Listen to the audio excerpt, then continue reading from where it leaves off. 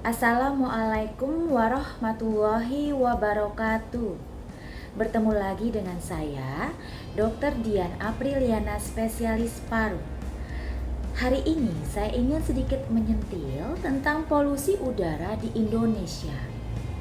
Polusi udara di Indonesia, khususnya Jabodetabek, beberapa tahun terakhir ini berdasarkan Air Quality Index atau kualitas udara indeksnya, atau kita singkat dengan AQI, nilainya lebih besar dari 150, yang artinya tidak sehat atau berbahaya.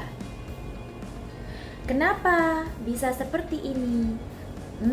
Karena terjadi polusi udara yang disebabkan dari berbagai sumber. Misalnya, dari sumbernya rumah tangga, yaitu pembakaran sampah.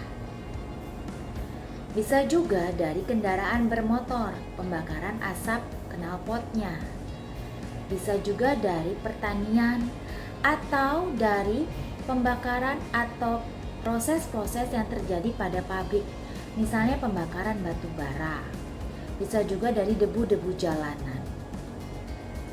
Sebenarnya ada nilai ambang batas yang masih diperbolehkan untuk tidak terjadinya polusi udara atau masih dianggap sehat. Nilai ambang batas partikel yang masih diperbolehkan adalah di atas 2,5 mikron. Namun yang terjadi sekarang, partikel-partikel itu besarnya kurang dari 2,5 mikron, sehingga berbahaya.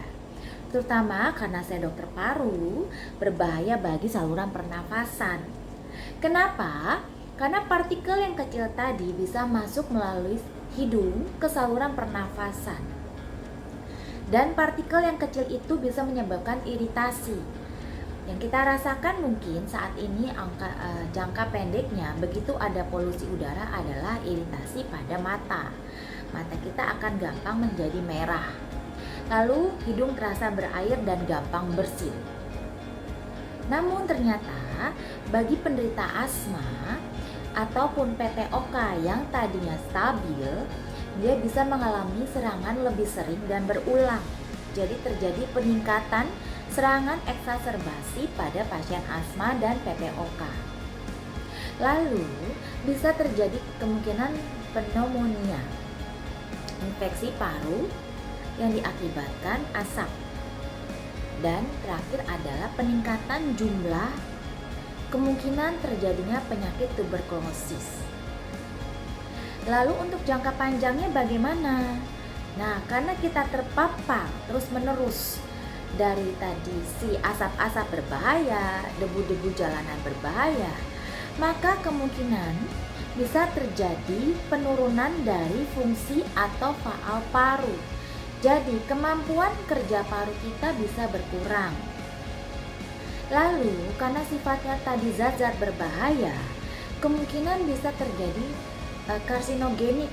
Yang kita takutkan pada paru adalah kanker paru.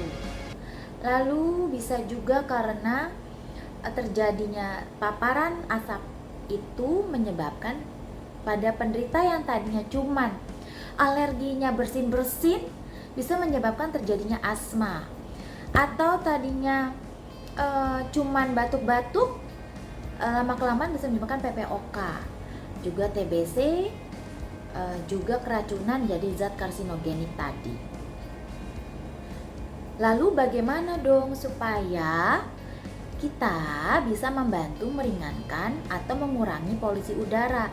Jadi sebenarnya beban ini untuk mengurangi polusi udara bukan cuma pemerintah, tapi masyarakat sekitarnya juga bisa loh berpartisipasi untuk mengurangi polusi ini.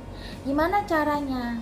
Pertama adalah yang tadinya suka bakar sampah, yuk gak usah dibakar sampahnya, jadi bisa membantu mengurangi polusinya. Lalu mengurangi merokok. Asap rokok ternyata juga bisa menambah buruknya polusi udara. Lalu kita melakukan pola hidup sehat supaya kita bisa terhindar dari sakit-sakit yang disebabkan oleh polusi udara. Kita harus makan yang cukup, istirahat yang cukup, stop rokoknya, selalu rajin cuci tangan. Terus kalau misalnya kita memang harus keluar rumah, pastikan pertama-tama bagaimana kualitas udara hari itu. Nah, itu ada linknya, biasanya pemerintah sudah memberikan sekarang linknya. Kita bisa lihat kualitas udaranya. Kalau terlalu parah atau tidak sehat, alangkah baiknya kalau misalnya kegiatan yang kita lakukan tidak urgen atau tidak penting dan tidak harus dilakukan saat itu, ya kita tunda. Kita tidak keluar rumah saat itu. Tapi kalau memang misalnya kita harus melakukannya, harus keluar juga saat itu, maka sebaiknya kita menggunakan masker. Masker yang digunakan, yang disarankan adalah KF94 dan N95.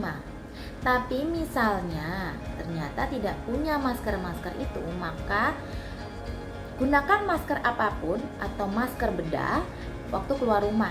Jadi tetap kok bisa membantu kita mengurangi partikel yang masuk ke dalam saluran napas sehingga kita tidak menjadi sakit.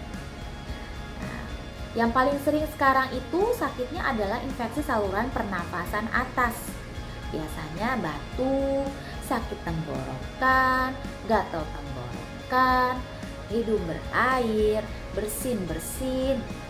Itu tuh salah satu penyakit yang paling banyak sekarang ini yang terjadi, yang kemungkinan besar disebabkan oleh polusi udara yang semakin berbahaya. Semoga ngobrol-ngobrol atau centilan saya hari ini bisa membantu kalian untuk mengatasi masalah polusi udara yang sedang terjadi ya. Terima kasih.